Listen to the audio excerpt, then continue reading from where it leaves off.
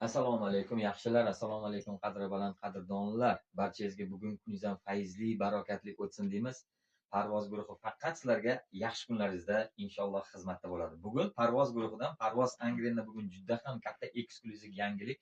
Qolaversa, mana dekoratsiyalarimizni ichiga qolaversa suxandoni bilan, hofizlari bilan, qolaversa to'yda apparatlari bilan kamida 3 soat xizmat qilib beramiz.